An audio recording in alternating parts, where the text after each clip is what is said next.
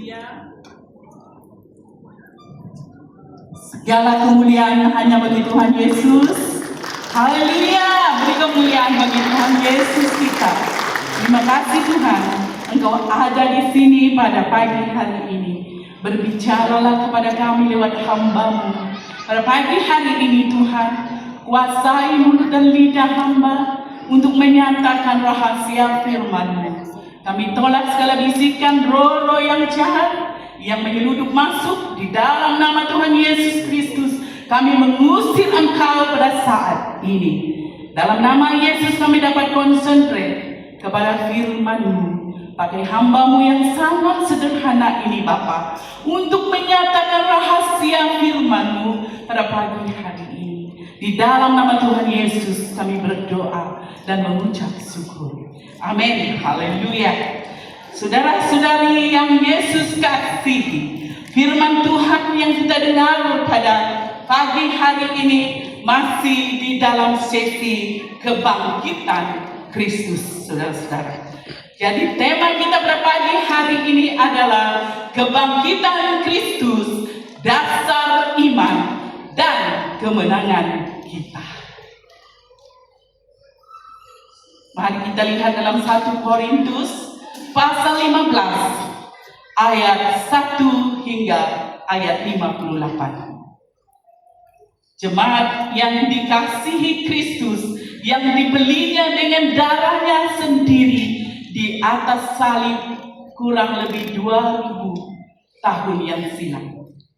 Pada pagi ini mari kita fokuskan hati kita kepada kebangkitan Kristus yang merupakan dasar iman kita dan dasar kemenangan kita, saudara. Jemaat Tuhan, pikirkan beberapa pertanyaan yang saya lemparkan pada pagi ini. Bagaimana jika kematian bukan penamat segalanya, saudara? Bagaimana jika kubur bukan destinasi akhir kita?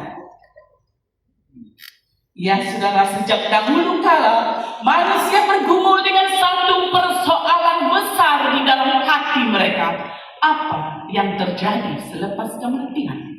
Waktu saya masih kanak-kanak, saudara, apa yang terjadi kalau saya mati? Ada yang percaya jiwa terus yang akan hidup. Ada juga yang berkata semuanya berakhir di kubur. Dan ada juga yang berharap, tetapi tidak pasti. Jadi bagaimana dengan Anda pada pagi hari ini? Namun di tengah segala suara ini, saudara-saudara, Rasul Paulus berdiri dengan satu pernyataan yang berani dan radikal. Dia mengatakan Kristus telah bangkit. Dan jika itu benar, maka segalanya berubah, saudara-saudara. Ya, kita lihat kepada latar belakang teologi dan isu di jemaat Korintus sebelum kita masuk lebih dalam di dalam ayat ini. Dalam jemaat Korintus, saudara-saudara, muncul satu ajaran yang sangat berbahaya. Bukan penolakan terhadap kebangkitan Kristus secara langsung, tetapi penolakan terhadap kebangkitan orang mati. Yaitu kebangkitan tubuh orang-orang yang percaya. Ini mencerminkan pengaruh pemikiran Yunani, falsafah Yunani yang memisahkan jiwa, yang dianggap mulia dan tubuh dianggap rendah dan tidak baik dan tidak penting. Itu bagi falsafah Yunani. Bagi mereka keselamatan cukup sekadar jiwa yang kekal. Tubuh tidak perlu dibangkitkan. Itu falsafah Yunani yang sudah ada di Korintus, bahkan muncul di tengah-tengah jemaat pada waktu itu. Namun Paulus melihat ini bukan sekedar kesilapan kecil, saudara. Ini merupakan ancaman terhadap keseluruhan Injil Kristus. Nah, hari ini kita akan merenungkan satu kebenaran yang menjadi teras utama iman Kristen, yaitu kebangkitan Kristus dan kebangkitan orang percaya. Rasul Paulus dalam 1 Korintus 15 sedang berhadapan dengan satu masalah besar ini.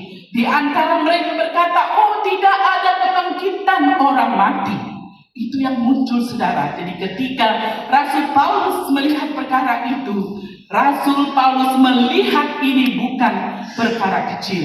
Ini bukan isu sampingan, tetapi ini adalah serangan terhadap Injil itu sendiri saudara. Sebab kalau tidak ada kebangkitan, maka Kristus juga tidak akan bangkit. Kalau Kristus tidak bangkit, maka iman kita kosong. Kalau iman kita kosong, maka kita masih hidup di dalam dosa. Dan kalau masih dalam dosa, maka tidak ada harapan kekal bagi jemaat di Korintus. Saudara-saudari, ini bukan sekadar doktrin ya. Ini adalah harapan hidup dan mati gereja Tuhan.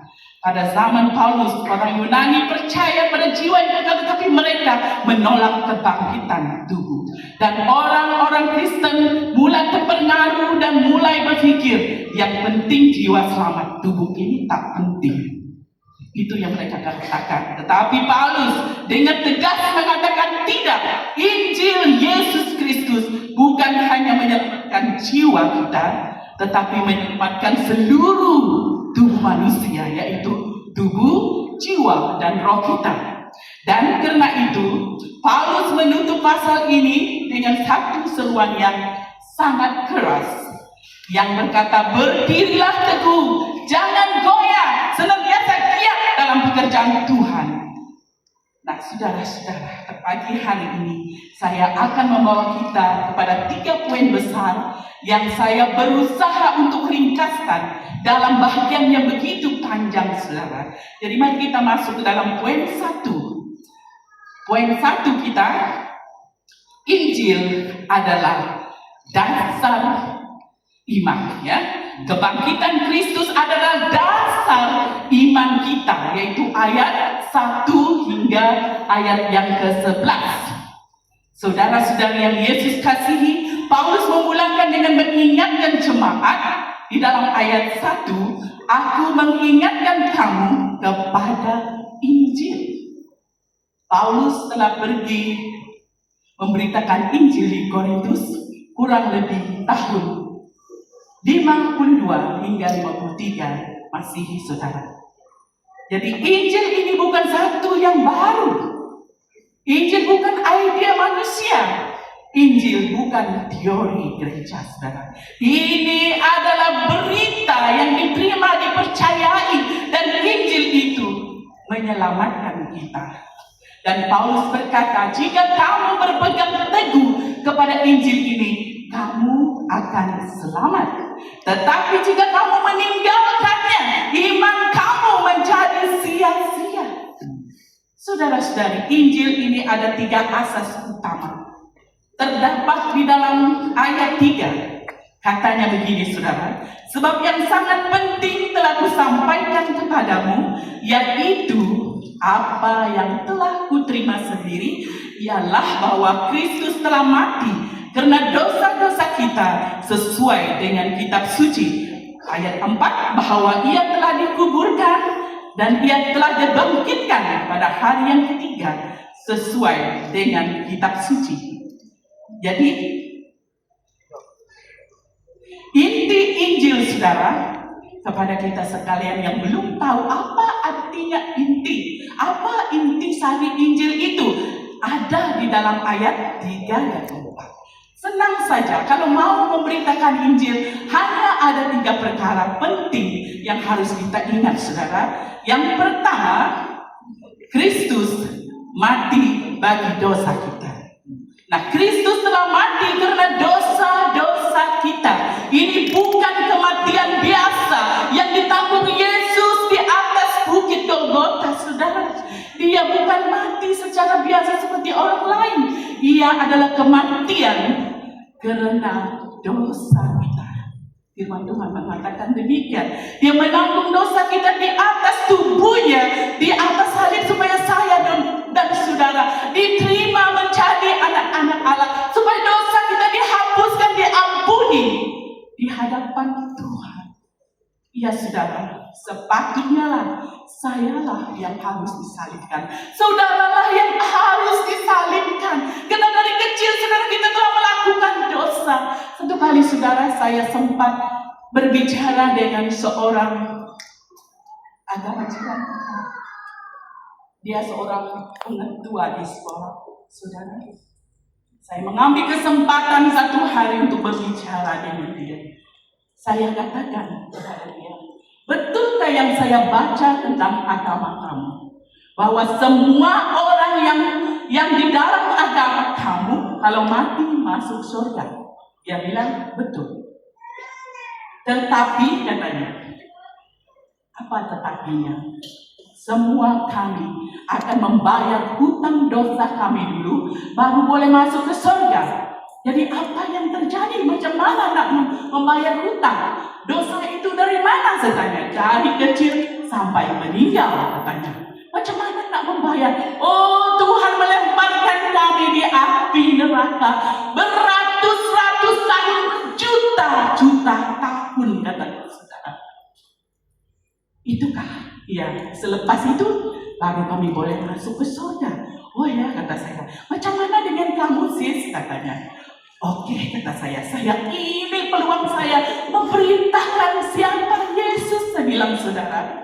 Jadi saya bilang dengan dia, sis, kalau ikut Injil, saya bilang, Jesus paid it all for us on the cross. Saya bilang, Yesus yang menanggung semua dosa kami, semua utang dosa kami di dalam tubuhnya, dia atas salib. Dia begitu heran saudara. Jadi sis, kata saya, kalau saya mati hari ini, saya terus masuk surga. Saya bilang, ya, sebab Tuhan Yesus mengatakan tidak ada seorang pun yang sampai kepada Bapa kalau tidak melalui aku. Dia katakan, akulah jalan, akulah kebenaran dan hidup. Orang yang mau pergi kepada Bapa harus melalui aku. Itu kata Yesus. Ada beberapa ayat yang sudah saya simpan di sini. Siapa yang percaya akan diberi kuasa menjadi anak-anak Allah. Yohanes 1 ayat 12. Saudara, air matanya mengalir, saudara. That's why I love Jesus, saya bilang. Itu sebabnya saya mengasihi Tuhan. Dalam hidup saya mau melayani Dia. Sebab di dalam Dia ada hidup. Saya tak payah masuk ke neraka lagi untuk membayar hutang saya. Yesus sudah membayar hutang dosa saya sejak saya lahir dalam dunia ini sampai hari ini. Kalau saya mati hari ini, saya bersama dengan Allah Bapa di surga. Nah saudara, inilah keuntungannya mengapa Yesus mati di atas kayu salib. Saudara-saudara sekalian, Yesus mengambil tempat saya yang berdosa ini dan menggantikan saya di sana. Yang kedua, inti Injil yang kedua ialah Kristus dikuburkan. Dan Dia telah dikuburkan sesuai dengan apa yang kita baca. Ini membuktikan bahwa Yesus benar-benar mati. Waktu saya Darsyah 6, ada seorang anak yang sebaya saya, bangsa Bugis, dikatakan, Jirin katanya, kenapa bawa Bible dalam kelas? Dia bilang, kamu tidak tahu ini Bible tidak betul, kata dia. Kenapa? Saya bilang, Yesus tidak mati tahu. Dia hanya pengsan, lepas itu dicuri oleh murid-muridnya. Jadi yang menggantikan Yesus waktu di bukan salah, ini satu orang lain lagi. Dia katakan sebelum Yesus disalib bukan Yesus yang ditangkap, tahukah? Kata dia, Barnabas yang ditangkap. Di dalam Injil saya baca itu Barnabas itu dilepaskan oleh Pilatus, saudara. So sangat jauh sekali dari Alkitab, saudara. Jadi saudara, firman Tuhan dengan tegas berkata kepada kita pada pagi hari ini, Yesus dikuburkan. Ini adalah inti Injil. Kalau orang bilang sama saudara, oh Yesus tidak mati, dia dicuri dan sebagainya, Yesus mati, saudara. Dia benar-benar mati. Mayatnya tidak hilang, mayatnya tidak dicuri, tetapi benar-benar mati dan dikebumikan. Kamu ingatkah waktu para askar sedang menjaga kubur Yesus, waktu malaikat datang menggulingkan batu itu, Semua mereka gentar ketakutan sehingga mereka menjadi seperti orang mati, saudara. Mereka melihat cahaya yang dari langit, tetapi mereka tidak berani. Mereka disuap. Ya, kalau kamu tahu dan baca Bible, itulah yang terjadi. Jangan dengar omongan ataupun kata-kata orang di luar sana. Yang ketiga, inti Injil yang kita percaya, saudara. Kristus bangkit pada hari ketiga sesuai dengan kitab suci, ya. Dia telah dibangkitkan pada hari ketiga sesuai dengan kitab suci. Oh, saudara, tanpa kebangkitan tak ada gunanya Yesus mati, tak ada gunanya dia dipukul sampai berdarah seluruh tubuhnya, saudara. Sudah koyak, wajahnya tidak kelihatan lagi, saudara. Sangat berat penderitaan yang Yesus tanggung oleh karena saya dan saudara. Kita lihat di sini, Yesus bangkit. Kalau kasih menunjukkan kasih, kalau salib itu, saudara, menunjukkan kasih Allah bagi kita, tetapi kebangkitan Yesus menunjukkan ada kuasa Tuhan, saudara.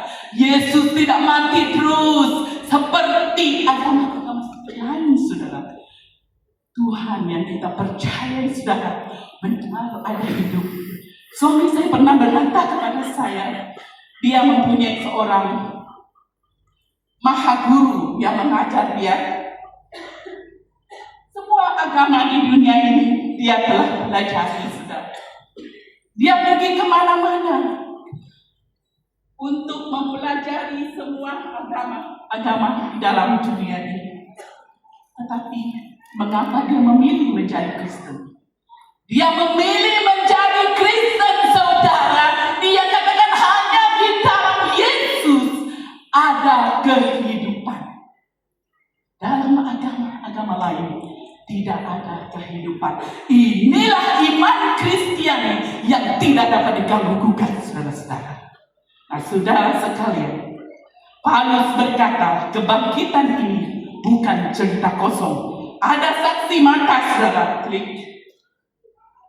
Ada saksi mata yang kita lihat, yang didaftarkan oleh Rasul Paulus di sini. Pertama-tama yang melihat Yesus, ya, waktu dia telah meninggal, dia berjumpa dengan Kefas. Kefas artinya Petrus, orang yang pernah menyangkal Yesus 3 kali, saudara. Tetapi setelah dia melihat Yesus bangkit, dia berdiri pada hari Pentakosta. Dia berkhotbah dengan luar biasa, dengan berani, dengan kuasa Roh Kudus, saudara.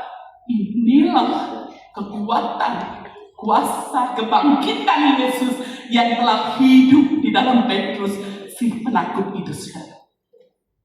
Yang kedua, murid-murid Yesus, ke-12 rasul, ketika mereka ada di dalam satu rumah yang tertutup rapat, saudara, Yesus muncul di situ. Dan seterusnya 500 orang sekaligus. Yakobus, saudara, Yesus. Sebenarnya Yakobus ini bukan murid Yesus, saudara. Tetapi setelah dia bertemu dengan Yesus, setelah kebangkitannya, dia percaya bahwa Yesus diutus oleh Tuhan. Ini menurut penerjemahan. Dan dia melayani Tuhan seumur hidupnya. Dan semua rasul yang lain. Dan yang terakhir adalah Paulus sendiri, pembunuh orang-orang percaya. So, kebangkitan Yesus bukan dongeng, saudara.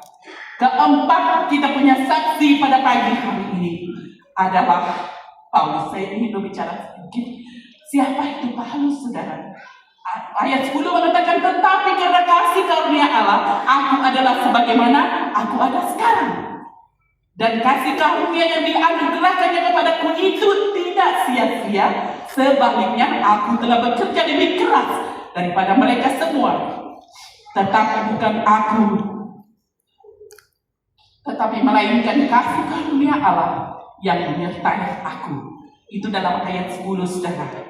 Kalau saya nak memberi sebuah ayat lagi yang lebih tegas, saudara, 1 Timotius pasal 1:15 mengatakan, perkataan ini benar dan patut diterima sepenuhnya bahwa Kristus Yesus datang ke dunia ini untuk menyelamatkan orang berdosa. Di antara mereka, akulah yang paling berdosa.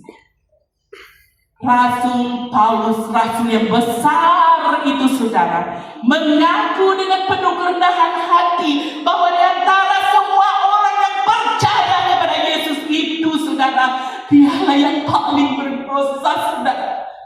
Mengapa dia mengatakan itu saudara? Dia merendahkan diri secara palsu saudara, sebab dia mengakui realiti kasih karunia Tuhan yang sudah dia alami setelah dia bertemu dengan Tuhan menuju ke jalan ke Damaskus saudara. Dia mau menangkap orang-orang percaya, dia mau membunuh mereka semua saudara. Ketika Stefanus dibunuh saudara, dia ada di situ. Betapa berdosanya orang ini saudara, seorang pemberontak saudara. Jangan lupa dia seorang daripada Alexander, yaitu satu kelompok orang yang sudah menghafal kitab suci di luar kepala sudah. Artinya orang yang sangat educated sudah. Tapi dia sujud di kaki Yesus dan mengaku Yesus itulah Tuhan. Yesus itu yang layak disembah saudara. Nah saudara, aku yang paling berdosa. Pertama, menunjukkan kesadaran akan dosa yang sangat mendalam di dalam hatinya. Semakin dia dekat kepada Tuhan, semakin dia tahu siapa dirinya dahulu. Saudara, dia tidak mau membanggakan dirinya. Ketika dia sebut akulah yang paling berdosa. Kedua, kasih karunia Tuhan yang lebih besar. Kalau yang paling berdosa pun dapat diselamatkan. Ini kabar baik bagi saya dan saudara. Tidak peduli situasi apa saudara, dosa apa saudara yang lakukan di hadapan Yesus. Yesus masih menerima kita saudara. Kasih karunia Tuhan yang lebih besar. Kalau yang paling berdosa seperti Paulus dapat diselamatkan, Anda juga saudara. Oh mungkin saudara pikir saya tidak layak dikasih. Mungkin saudara pikir saya seorang berdosa, tidak dapat disenaraikan dosa yang sudah saya buat sejak saya lahir dalam dunia ini.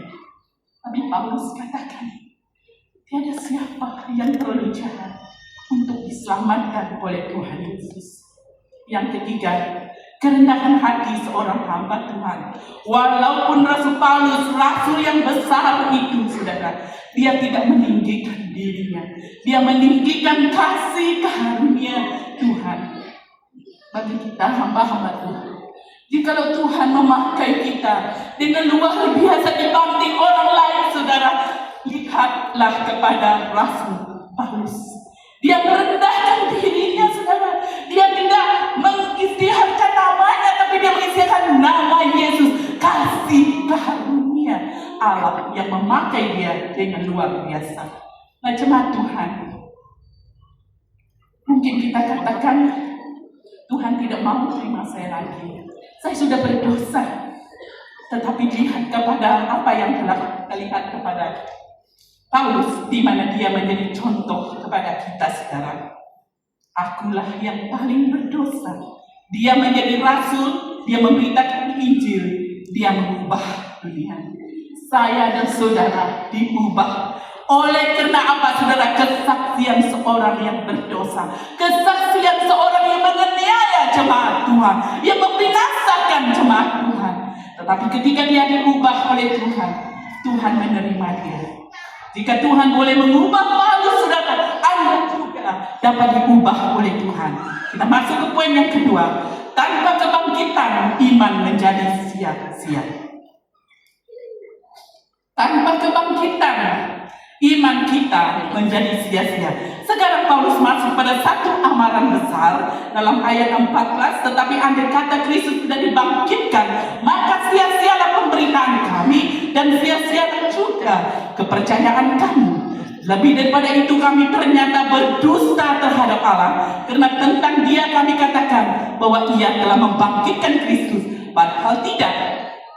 Ia tidak membangkitkannya. Kalau andai kata benar bahwa orang mati tidak dibangkitkan, 16, sebab jika benar orang mati tidak dibangkitkan, maka Kristus juga tidak dibangkitkan. Ayat 17. Dan jika Kristus tidak dibangkitkan, maka sia-sialah kepercayaan kamu, dan kamu masih hidup di dalam dosamu.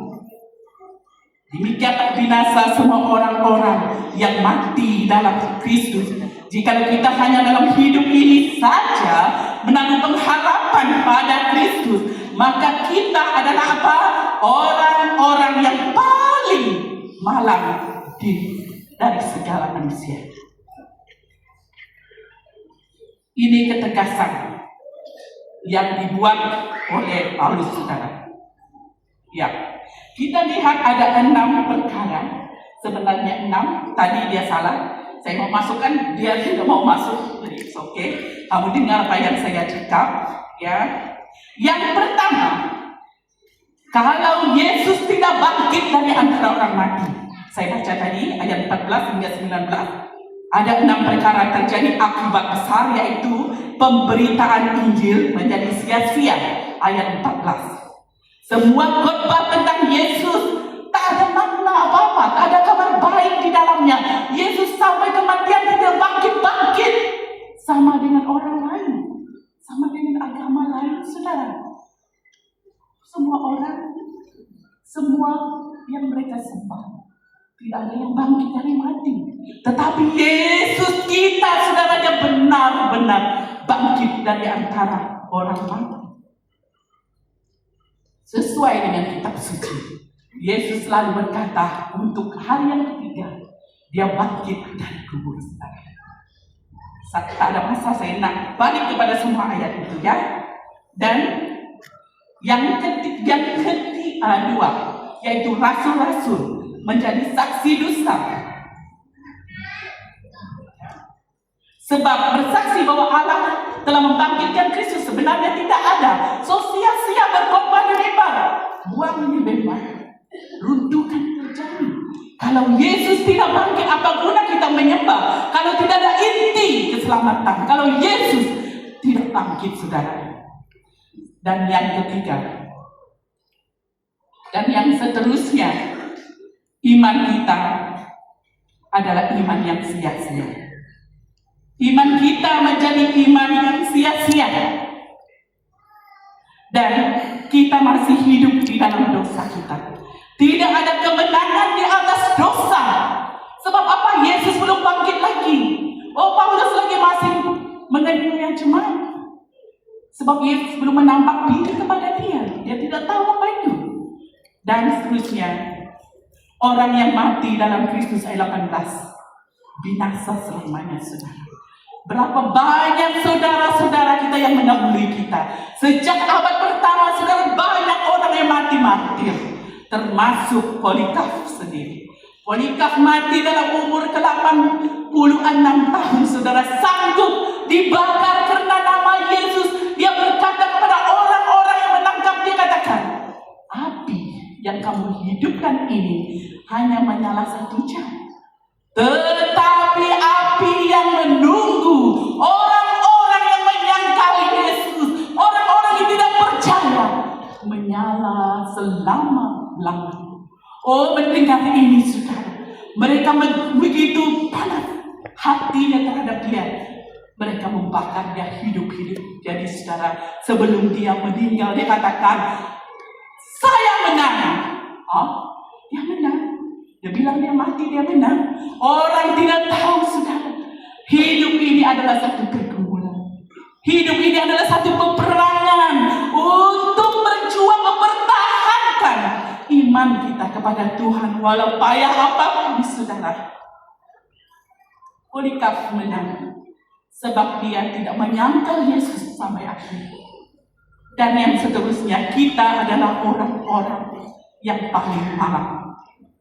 Karena berharap pada Kristus untuk hidup ini saja. Kalau mati, tak ada apa-apa yang akan terjadi. Kita masuk kubur buruk terus ada kebangkitan. Tapi saudara, dalam ayat 20, kebenaran yang kita pegang, ya, kebenaran yang kita pegang ialah Yesus dibangkitkan. Ayat 20, tetapi yang benar ialah bahwa Kristus telah dibangkitkan dari antara orang mati sebagai yang sulung dari orang-orang yang telah meninggal. Sulung di sini artinya, saudara, kebangkitan Yesus adalah permulaan kebangkitan dari antara orang mati. Dan yang seterusnya nanti, saudara, adalah saya dan saudara. Kalau di dalam hidup ini kita menderita begitu banyak penyakit, saudara, dan dokter mengatakan kepada kita bahwa kita tidak ada harapan lagi untuk hidup. Anda akan hidup paling banyak adalah 3 bulan saja. Apa yang menghiburkan kita, saudara? Tidak ada yang lain, saudara, selain Injil Tuhan, bahwa Yesus telah bangkit dari kubur. Saya dan saudara juga satu hari kelak akan bangkit dari kubur, saudara. Nah, kalau kita tahu perkara ini benar-benar, kita percaya, kita yakin ini, saudara, kita tidak akan berpoya-poya dalam hidup ini. Kita tidak akan menyia-nyiakan kesempatan untuk melayani Tuhan, saudara. Kita akan memakai setiap waktu yang ada pada kita hari ini untuk mengistirahatkan, untuk memancarkan kasih Tuhan kepada dunia ini, Tuhan. Ya, saudara-saudara, di mana Yesus mau menyelamatkan bukan hanya kita, tetapi setiap diri kita. Yang ketiga, kematian telah dikalahkan. Ayat 26. Dan Paulus berkata, musuh yang terakhir yang dibinasakan ialah maut. Maut dikalahkan, saudara. Musuh terakhir itu dikalahkan oleh Tuhan Yesus.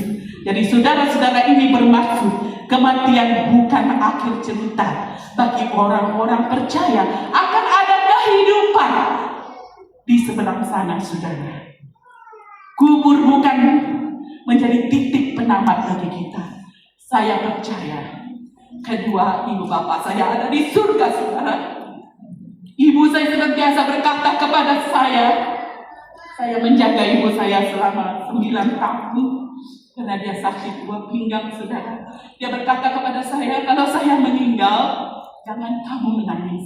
Katakan kepada semua saudaraku, kalau saya meninggal, jangan menangis, sebab saya pasti saya pergi ke surga. Dia di bawah Tuhan ke surga, saudara. Pada waktu dia pingsan, kami membawa ke emergency Lopeng diri. Suami saya membawa dia, anak saya pun masih kecil ketika itu. Jadi saudara, kalau tinggal mungkin 4 menit, dia sudah pergi. Pada masa itu, saudara, Tuhan membawa dia ke satu tempat yang sangat baik, saudara, yang tidak pernah dia lihat dalam dunia ini, saudara. Dia katakan, saya rindu untuk pergi ke sana. Tuhan sudah sediakan. Dia kata dengan saya, inilah tempatmu. Tapi tengok jam di dinding, dia tik, ini belum masa kamu. So, balik, kata Tuhan. Jadi waktu dia datang ini, dia ada lihat mayat tubuhnya, saudara, terbaring. Betul-betul, saudara, Tuhan sudah menyediakan tempat bagi dia. Karena itu waktu dia menghadapi kematian, saudara, lihat wajahnya sangat tenang, saudara, ketika dia meninggal. Saya katakan kepada semua cousin-cousinnya, ibu saya selalu berpesan, jangan menangis kalau dia meninggal. Sebab dia pasti dia pergi ke rumah di surga. Dia sudah melihat tempat itu. Nah, saudara, iman kepada kebangkitan bukan teori, saudara. Bukan yang dibuat-buat oleh manusia.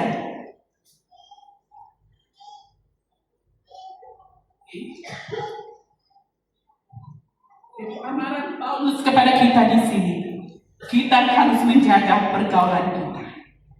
Amaran Paulus, jangan tertipu. Pergaulan yang buruk merosakkan kebiasaan yang baik. Anak-anak muda, siapa berkawan dengan kamu di sekolah? Siapa roommate kamu? Dengan siapa kamu selalu ada? Yang muda-mudi sekalian, dengan siapa kamu selalu lepak? Ingat ya, kalau kamu bergaul dengan orang, awas. Siapa teman yang kamu pilih, apalagi pasangan hidup kamu, saudara. Pilihlah orang yang mengasihi Tuhan, yang mau melayani Tuhan, yang mencintai Yesus. Kalau kita bergaul dengan orang-orang yang tidak percaya, sedangkan kita tidak kuat, saudara, lebih baik jangan.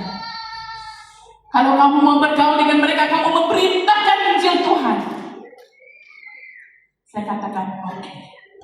Tapi awas, jagalah pergaulanmu. Mudah-mudi sekalian, awas dengan siapa kamu berchat tiap hari, siapa menghantar video ke dalam handphone kamu, saudara.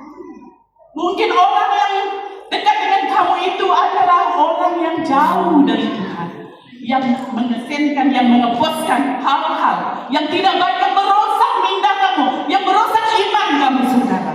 Awas, sebagai anak-anak tebusan Tuhan, sedarlah dan jangan berdosa lagi. Ayat 34. Oke, kita masuk kepada poin yang terakhir.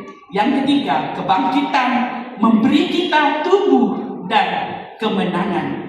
Kebangkitan Yesus memberikan kita tubuh baru dan kemenangan. Ayat 35 hingga ayat yang ke-58. Di sini Paulus menggunakan analogi benih ataupun metafora benih, saudara. Siapa di sini yang pandai menanam bunga ataupun menanam sesuatu yang dari biji dia, saudara? Biji itu sudah mati, kita letakkan di tanah, saudara, akan tumbuh sesuatu yang segar dan hidup, saudara. Wah, saya selalu menanam bunga di lawas. Di laman saya sangat cantik. Saya membeli cat di Sibu, mau berapa ratus ringgit untuk cat itu tayar, saudara. Saya menabur di sana banyak benih. Wah, dia hidup, saudara, sangat harum bau bunga itu, saudara. Demikianlah apabila kita semua yang ini meninggal di kemudian hari, kita seperti benih yang ditanam. Saudara-saudari, benih mesti mati dahulu sebelumnya tumbuh. Apa yang kita tanam bukan bentuk akhir. Begitu juga dengan tubuh kita. Apabila kita dikuburkan, bukan bentuk terakhir kita, saudara. Kita akan bangkit yang kedua dengan tubuh yang berbeza. Oh, kalau di dunia ini, saudara, tubuh badan saudara tidak sempurna. Berjalan pun susah, berlari pun susah, saudara. Tetapi kalau saudara percaya kepada Tuhan Yesus, satu hari kelak saudara dikuburkan, saudara akan bangkit, melompat-lompat memuji Tuhan di surga, saudara. Itulah tubuh yang baru, saudara. Ditanam dalam kebinasaan, dibangkitkan dalam ketidakkebinasaan, saudara. Karena tubuh yang Yesus beri kepada saya dan saudara adalah tubuh yang kekal itu.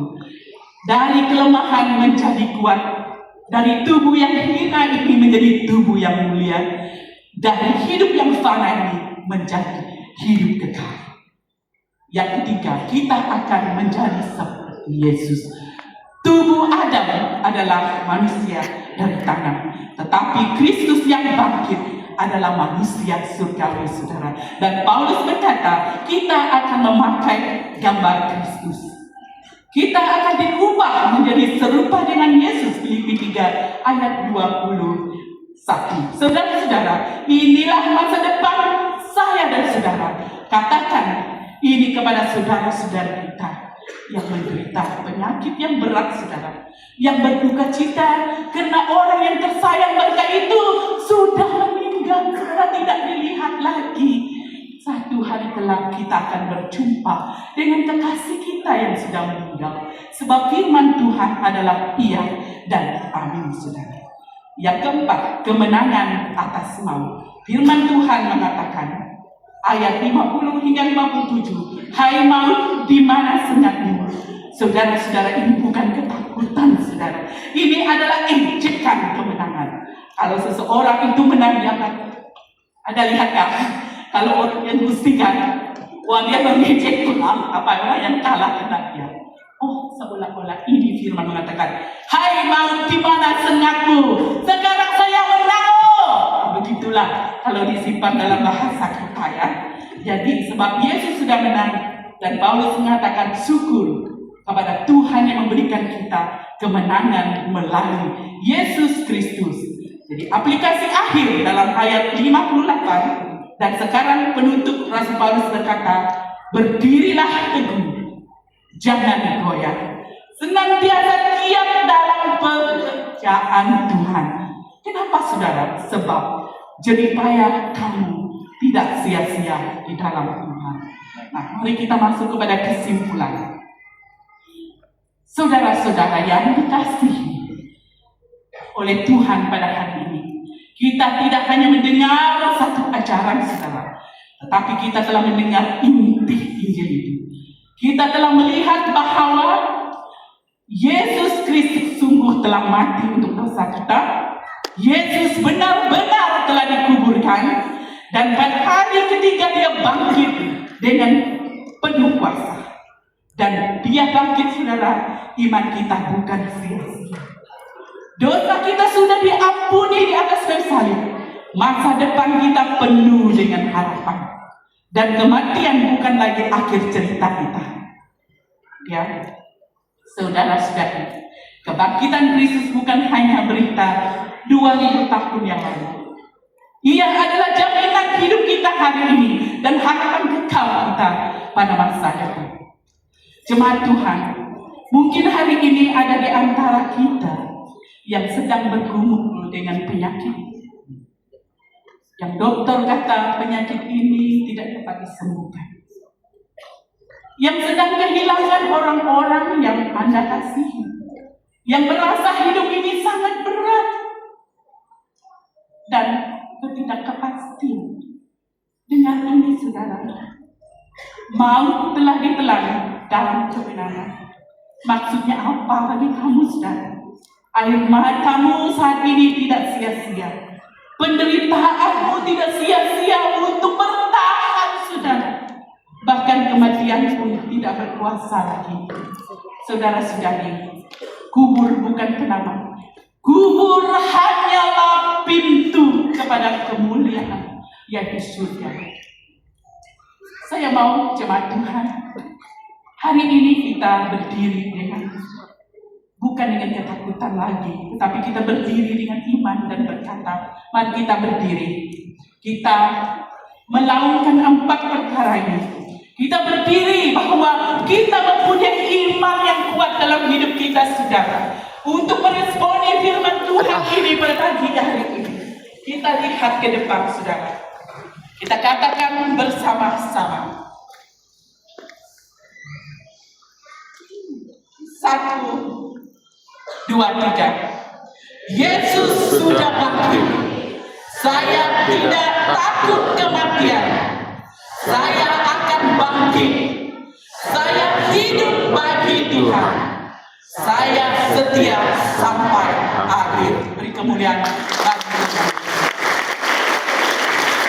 Karena Yesus telah bangkit, kita juga akan bangkit saudara. Saya minta supaya semua singer datang di depan dan juga termasuk music dan semua. Kita akan menyanyikan sekali lagi sebab dia hidup. Saudara-saudari yang Yesus kasih, jika ini benar, jika Kristus benar-benar bangkit saudara, maka kita tidak boleh hidup sembarangan. Mulai dari hari ini kita tidak boleh hidup setengah-setengah hati mengikut Tuhan. Kita tidak boleh mundur dari pengharapan yang mulia ini. Paulus berkata saudara, berdirilah teguh, jangan goyah, dan giatlah selalu dalam pekerjaan Tuhan. Karena hidup kita ada tujuan, pelayanan kita ada nilai yang kekal. Segala jeripayah kita hari ini tidak sia-sia saudara. Haleluya. Kita menyanyi sebab dia hidup. Mana dia punya slide? Oke, chorus saja ya. Haleluya. Kita menyanyi dengan penuh iman kepada Tuhan. Renungkan kalau Yesus itu hidup saudara. Saya tidak akan takut menghadapi hidup ini. Saudara, kalau ada di antara saudara mau didoakan, Anda boleh naik.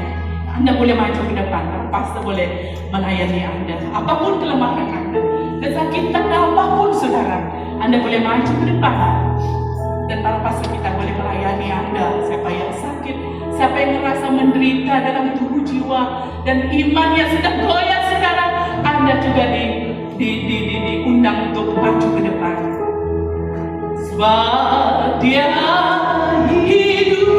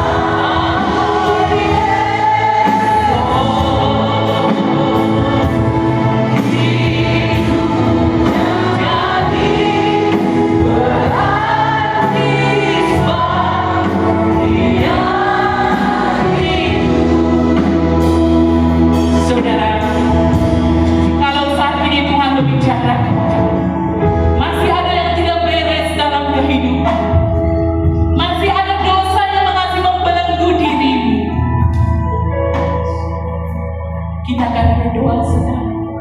Kalau saudara tidak berani maju, letakkan tanganmu di dadamu. Engkau dan Tuhan melihat. Tuhan ada di sini, saudara. Pada tahun 91, saya menyerah hidup kepada Tuhan ketika Dr. Petrus Octavianus datang ke Miri, saudara. Dia berkata, siapa mau terima Tuhan? Angkat tanganmu di tempatmu, saudara. Saya tidak maju ke depan, saudara.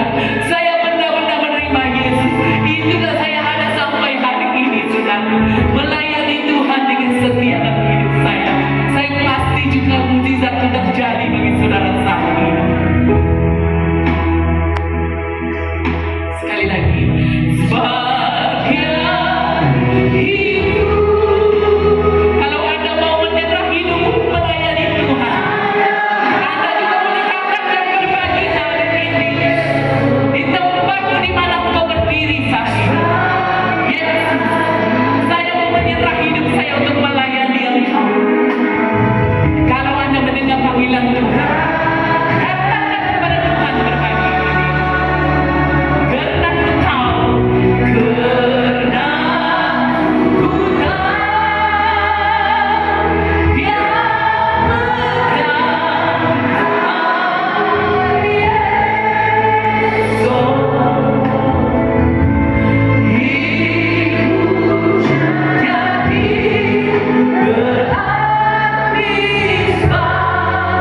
Dia haleluya Tuhan Yesus, Engkau yang mempunyai jemaat ini. Mereka adalah kepunyaan-Mu Tuhan. Saya serahkan mereka dalam tangan pengasihan-Mu. Kasih anugerah Tuhan menjaga setiap pribadi kami dalam apapun situasi kami saat ini. Ada yang sakit Tuhan, mungkin mereka berat datang di depan. Sakit apapun yang mereka alami di dalam nama Tuhan Yesus yang bangkit itu, Anda disembuhkan para sakit. Kalau ada kelemahan di dalam dosa, hidup yang sudah lama di belenggu apa berdoa agar hari ini rantai dosa yang membelenggu mereka demi kuasa kebangkitan Yesus, mulai hari ini mereka hidup baru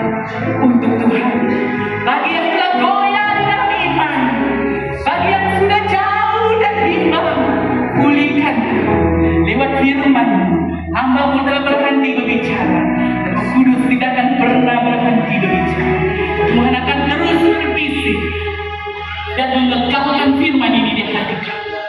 Ini doa kami Bapa. Di dalam nama Tuhan Yesus yang hidup itu, kami berdoa dan mengucap syukur. Amin. Beri kemuliaan hanya